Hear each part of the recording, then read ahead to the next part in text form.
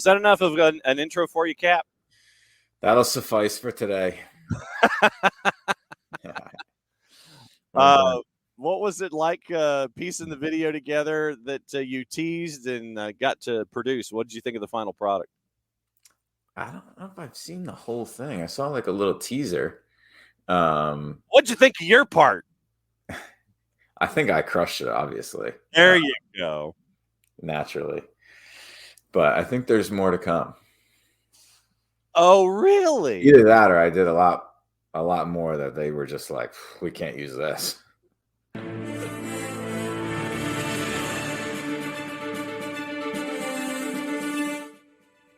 Teasing more to come.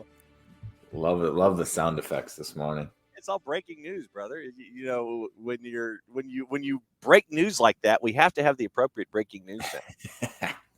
I know that there are a couple of things that I want to get into this morning. Obviously, I want to get into the postseason, and I want to get into the importance of matches to mentees and things like that, and pressure and dealing with pressure and all that kind of stuff. But first thing I want to talk to you about, sir, as a mogul, I think it's safe to say you're a mogul, aren't you? I don't know what the definition of a mogul is. But... Well, I mean, all right. So let's go to our friends at Webster's. Let's go to our friends at Webster's. A mogul, a captain of industry, perhaps. Someone who's been very successful in business and has become very wealthy as a result. That is Webster. One of the two, John, I think, but wouldn't consider myself a mogul then, but maybe on the way.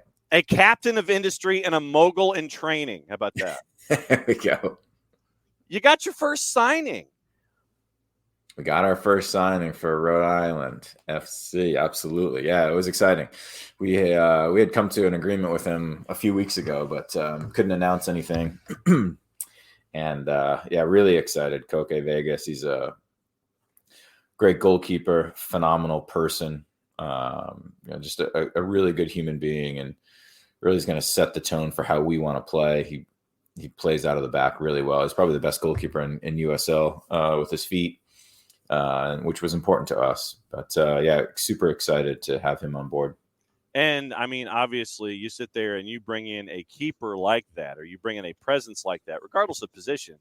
But it just happens that you bring in Koke Vegas in. I mean, this is that shot across the bow that everybody's sitting there looking at, and they're going, oh, okay, Rhode Island FC, they're not messing around bringing in a guy like Koke Vegas. I mean, that's a big first shot to let everybody in USL Championship know it's like, yeah, we know we're building a certain way, but we're also pretty serious out of the blocks. Absolutely. And we know that the first signing was important in that regard, because I went through this experience signing with Atlanta, right, as a new franchise. And you're kind of like, well, who else is signing? What else is the roster going to look like? And, I remember calling Jeff because I had heard that he was in conversation saying, hey, you going to Atlanta? Are we doing this? Because you're like, want to make sure that the roster is going to be up to your standards and want to win, right? And all those things. So, yeah, we know that the first signing was super important. We've gone after a couple other very high targets in USL and haven't been fortunate with those decisions, but obviously very, very excited that Koke worked out. And Four-Card, I think, has set the bar for the business card for you. You're a mogul mentee. Mogul mentee for RIFC and Beyond Goals Mentoring. So, yes, first off, so we take our cap off to you, sir, for your first signing. Thank you. And know that 11 billion signings. And, if you ever want to break any news and have Kano or anybody come on and we can discuss what's going on with Rhode Island FC. If you want to break any news, you've got a place where you can always do that kind of stuff. I know. And I've told you that we'll bring Kano on. So it'll happen. I'm going up to Rhode Island next weekend as we are having a tryout for 510 people. How do you do this? Next weekend. How do you, what do you rent the state of Rhode Island for the five? I mean, the entire state, you just sit there and wall it off and get the Rhode Island State Police to sit there. And it's like, are you here, sir, for the tryout for Rhode Island FC? Yes, you're allowed in. or, you know, if you don't have a special pass, no, you're not allowed into the limits here. You're not allowed into the state of Rhode Island until this is over. Is there enough space? How do you handle this? We're doing 180 people on Saturday, one field, 60 people at a time. And then the next day we're doing 330 people. We have two fields that day. And it's going to be hopefully a well-oiled machine, and it'll be organized and working. But it'll be a lot. It'll be long days. I was going to say the organization for doing something like this. I mean, this has to be something that's got to be the size of Tolstoy's War and Peace or Leon Uris's QB7. I mean, to get something done like this, there's a lot of moving parts. A ton of moving parts. Yep. Yeah, we've been working on it for, for sure over a month since we got this incredible amount of interest in the tryout. So, but I mean, it's not people just from Rhode Island. It's from all of New England, New York, New Jersey, Ohio, Florida. There's people flying in for the tryout. So, I mean, do you ever get a moment to sit there and go, I mean, damn, man. I mean, with all of this stuff, do you ever get a moment to sit there and look at where you guys have come from, and now you've got a moment like this coming up where you've got over 500 dudes coming to be a part of a piece of history? Do you ever get a chance to sit there and have and realize and understand the gravity of all these different steps that you're taking right now? Not yet, because there's still so much to do, and there's still so many little things that you're like, oh, this is frustrating, or oh, this isn't how we wanted it to go, or how are we going to solve this little issue and this problem? It's like there's so many little things. And so maybe like opening night, or maybe when the stadiums finally open in year 2, I don't know, but not right now. There's just so much still to do. But we're happy that there's this interest, and hopefully we can find a few people that will earn a further opportunity to come to a different tryout that we're inviting certain individuals to. And hopefully sign one, right? We would love to sign permanently someone from the tryout. There's no guarantee, obviously, but that's the goal. So when it comes to, and I'll ask this the same question when it comes to what you and Greg are doing with Beyond Goals, do you ever get a chance to sit there, because of how busy you guys are, you with your mogul menteeing and building something from scratch, and all the travel that you're doing, and being a star of stage, screen, and video, and all this kind of stuff? Do you and Greg ever get the chance to sit there over a virtual cup of coffee, I guess, unless you're in the same town, to sit there and go, man, we've really been able to accomplish a lot. We still have a lot we want to do, but we've really come a long way with what we wanted to set out to do here? Yeah, a little bit more with the mentoring side of things, just just because it's Greg and I, it's a much smaller operation than the Rhode Island project. We are certainly thankful and appreciative of the pathway that we've put ourselves on and created and gone down here with the mentoring, and it's been fun, and we're enjoying it for sure. So when the two of you are having conversations, and you can tell me as much as you want here, I mean, how much mentoring do you give the other person? How much mentoring has Greg given you in this process? How much mentoring have you given Greg? How much growing have the two of you gone together as you've built this whole thing? Yeah, a decent amount. I mean, I think it's really nice to have, to not be going solo in this thing, because, sometimes you come across somebody or something and you're kind of like stuck, and you're like, man, how do I approach this? And how do I keep it fresh? And how do I connect better with this kid? And it's nice to have Greg to bounce ideas off of, or literally just say, hey, I think that you should take your next meeting with Greg and talk to him and get his ideas about some of these things. So, a lot of the mentees, we kind of share, and, we just bring our different perspectives to things. So what was the last thing that you learned from Greg when it came to mentoring and this whole process? I don't know what the very last thing I learned, but So then what was the first thing? one of the biggest things I learned that I didn't know about Greg as a player was his journaling, and that he journaled every day, even as a pro. And I see a real benefit to journaling, especially for younger players. And so it's definitely something that I now talk to kids about, and not tell them that they should necessarily or have to, but hey, think about it and try it and see if you like it and if it works for you. Because Greg put that on to me and told me about his experience with it, and it makes a lot of sense. So then on the flip side, what have you been able to help Greg with when he has been adding to his mentoring dossier? What have you been able to help him with? Yeah, I mean, we both had a little bit different pathways to getting to where we were. So I try and help him a little bit with what kids are going through as far as high school to college. Obviously I take a lot of those mentees, but some of them Greg has relationships with. And so just trying to help him understand kind of what goes into that a little bit more, because he was gone out of the US before college was even a thought in his head.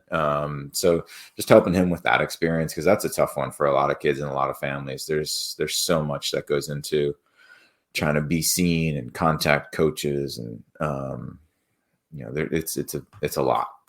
So helping him with that sometimes. How difficult is it to be seen these days as a young athlete, considering everyone is trying to get their information out there? Everyone's trying to sit there and say, hey, look at me. It could be a TikTok video, could be on YouTube, could be on their Facebook, could be on the 280 character app. When you interact with your mentees, are there discussions about how to set yourself apart and make your approach different so you are noticed in this sea of individuals that are all trying to get noticed?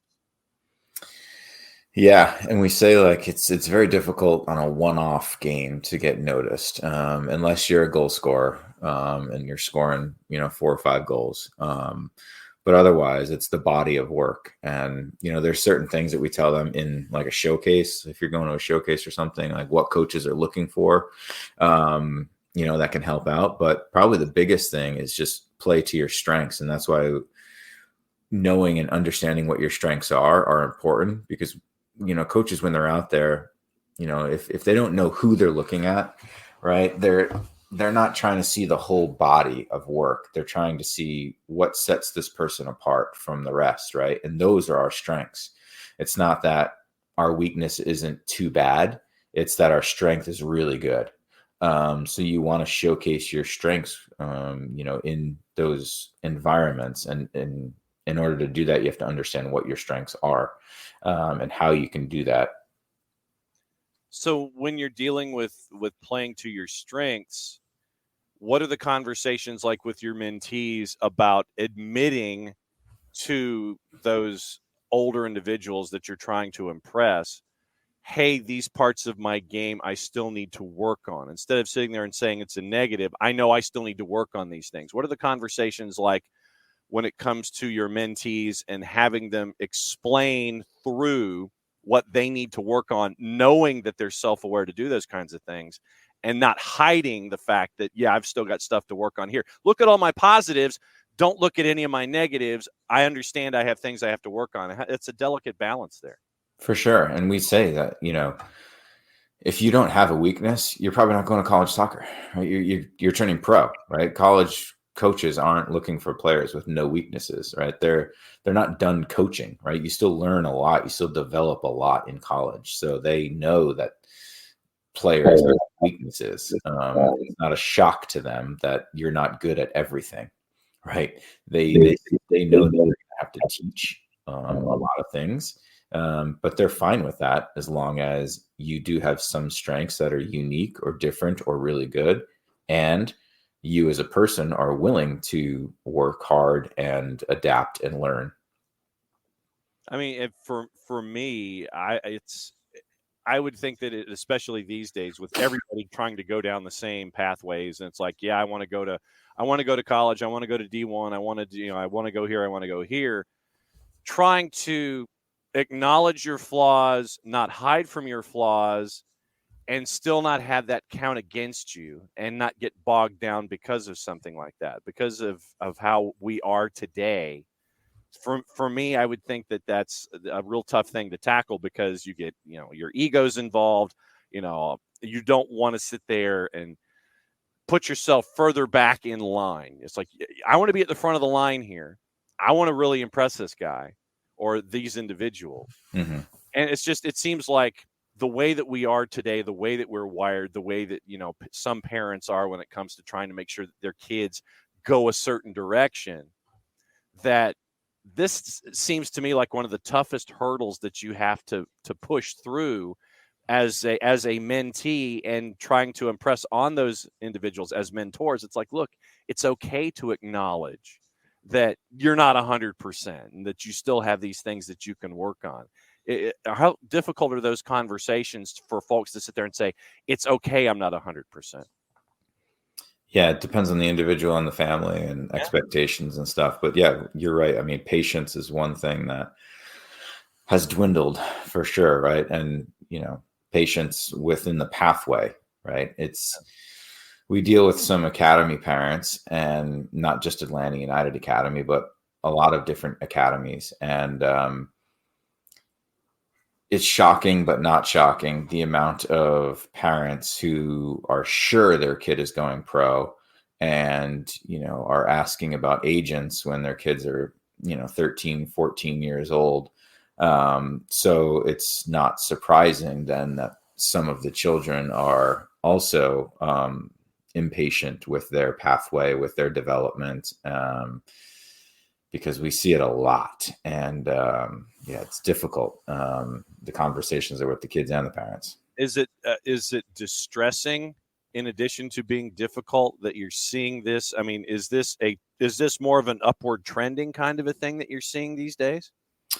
We've only been doing it for so long, but I would assume so, just because there's, more recently, the pathway when I was coming up was college, right? Yeah. When I turned pro, there was a handful max players that were signing professional contracts before stepping foot on a college campus, right? Very young, and you had to be like a U17 national team stud. That's not the case anymore. Yeah. Right. And so I think that the more that these younger players get these opportunities with homegrown contracts, and, I'm not hating on homegrown contracts, because I think it's awesome and there's great opportunities out there. But, I still think there's a false sense of reality of how many kids actually sign a homegrown deal every year. And how many of those then go on to actually play for the first team. So, it's definitely more now than it was, just because there's more opportunities, and there is a higher likelihood because there's more kids doing it. But still, you just have to look at it. Like, how many homegrowns has Atlanta signed in 6 years? A handful. Yeah. 10 maybe. Yeah. Out of how many kids have gone through the academy, you can do the math, and then how many of those 10 have played for the first team? So it's the statistics are the statistics, and yet they don't line up with parents' expectations of when they're younger. And I mean, obviously, you would think that it's a bit of a wake-up call for the parents as well. It's like, this road is longer than you think, and there's more work that needs to be put in than you may imagine here. I would think that with parents that it's a wake-up call, but I don't know, considering how driven parents are to try to have their young athletes go a certain direction. I would like to think that parents understand when all of this evidence is put in front of them, but I don't know that. Do the parents get it once this evidence is put in front of them? No, I don't. Usually not. And we, as I say, Greg and I, as former professional athletes, understand the pathway more because we went through it. Right? Parents that didn't even at least play at a high level in college or something haven't gone through this process before. So all they see is my child is one of the best players at his age group and has been since he was 7 or 6. And now he's 13 and he's still the best in his, club. And so, yeah, he's on the pathway to being pro. But, Greg and I have seen countless players at every age group, right, that were the best players or were the top players, and they fall off at some point. And so much more of it has to do with the mental side of the game and the motivation and puberty and what you do with your growing. And it's just like there's just so many variables, not to mention injuries and coaching, and it's incredible. Things have to line up. It's not just that you're talented. And I think that that's where a lot of people still don't understand it. And it's not just soccer here we're talking about, right? Yeah. You can be talented in any forum, but talent isn't enough to get to the top. It's one of the things that you have to have, but it's not the end all be all. Before obviously our time goes, I do want to talk about Atlanta United heading into game number 2. But yeah, I was at game number 1, freezing my butt off. Did you have good seats? Were you in a suite, sir? I was not. Okay. So then let me ask you this. If there was one overarching piece of advice that you would give to parental units when it comes to their young athlete and the path that the young athlete may want, which may differ from what the parents want, is there one overarching piece of advice that you would sit there and give parents? If you could sit them down like in the like in your favorite cop show, you had the box, you had the interrogation room where folks could look in, like in Law and Order, you could look through the glass. Everybody could see into the interrogation room, but it would be the detective and the suspect just going through what they were thinking about with the case. If we were on that Law and Order set, looking through the glass, looking in that interrogation room, and you and Greg are in there with, a group of parents or a parent, what's the one piece of advice before you open up the door and say, open it up, I'm done, that you would give parents when it comes to dealing with pathways and patience? What is there one piece of advice? Enjoy the current moment. Stop living off things in the past and stop worrying about things in the future. The pathway is what the pathway is going to be. We don't know, and you can't force it. But they only get to be 12 or 13 or 14 or 15, right? This one time. And so, right, enjoy and help them enjoy being in this current moment and getting the best out of they can out of this current age group, and making sure that they're enjoying it and having fun with it. Because if they're not, that again, the talent doesn't matter. If they're not having fun, the motivation is not going to be there. And if the motivation is not there, it's not going to happen. All right. Let's go to freezing. And stop yelling on the sidelines. Exactly that. Yes. Our referees that we have come in here as guests and hosts, they have that too.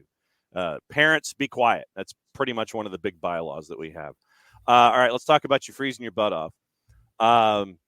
Columbus, very, very clinical, taking advantage of mistakes.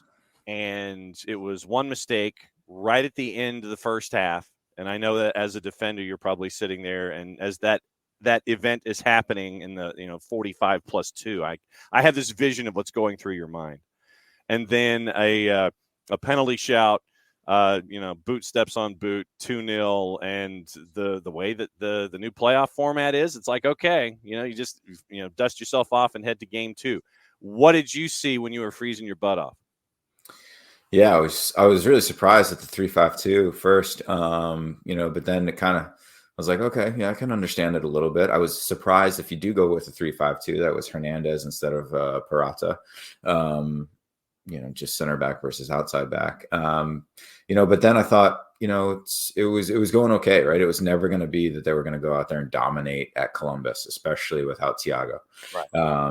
So you understood that. I mean, granted, I thought we'd get more than 0 shots on target. But I thought the game plan was okay. I was really surprised at is it Muyumbo? Is that how you pronounce his name? Muyumba. Muyumba. Mm-hmm. Really surprised at his performance. I thought he should have had 3 yellow cards in the first half. But how do you get a yellow on your first foul and it's called persistent infringement? Well, I don't know if that was his first foul, was it? But it was the first one that he got whistled for, and it was the first foul for Atlanta United. He gets a whistle, and Opta calls it persistent infringement. Yeah, that I've seen that before, John, though, because if you've got and usually it's like a number 10, right, where they're trying to protect guys, right, where it's like if somebody's hitting Almada, right, and then there's one guy hitting him, and then a second guy's hitting him, and a third guy's hitting, you can't continually let this guy get hit like Philly, what Philly does. And for some reason, it happened to be Aiden Morris in that game where, like the first 20 minutes, he got hit 4 times. And so, yeah, if you're the 4th guy, unlucky. But even after that, I thought, like, man, he was lucky to stay on the field in the first half. And that's why he got subbed out at halftime. And you can't have that.